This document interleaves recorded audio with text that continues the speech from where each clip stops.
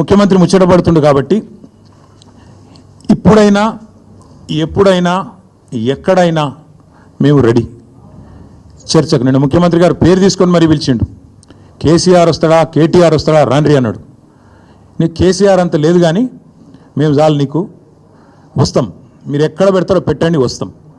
ఇక కాకపోతే మేమంటే ఎప్పటికప్పుడు రెడీగా ఉంటాం, ఎందుకంటే ఇలా 10 ఏళ్ళు మునిగి తేలిన వాళ్ళం కాబట్టి మేము ఎప్పుడు రెడీ. కాకపోతే మీకు కొద్దిగా ప్రిపరేషన్ టైం కావాలి, మాకు తెలుసు. ఎందుకంటే మీ మంత్రులు గతంలో కూడా మేము శాసనసభలో మీరు ప్రతిపక్షంలో ఉన్నప్పుడు కూడా చర్చ పెడతామంటే మేము ప్రిపేర్ అయ్యి రాలేదండి అంటారు.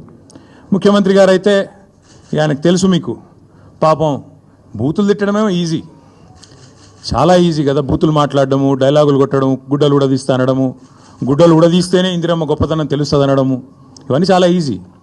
కానీ ముఖ్యమంత్రి గారికి నేను ఎందుకు 72 గంటలు టైం అంటున్నా అంటే, మళ్ళీ మీరు అక్కడికి చర్చకు వచ్చి బేసిన్లు బెండకాయలు అని చెప్పి ఆయనతో ఉన్న పరువు తీసుకుంటే తెలంగాణ ముఖ్యమంత్రి పరువు పోతుంది. ఇప్పటికే మీరు ఎంత సిగ్గుమాలిన వ్యక్తో ఇప్పటికే అందరికి అర్థమైపోయింది.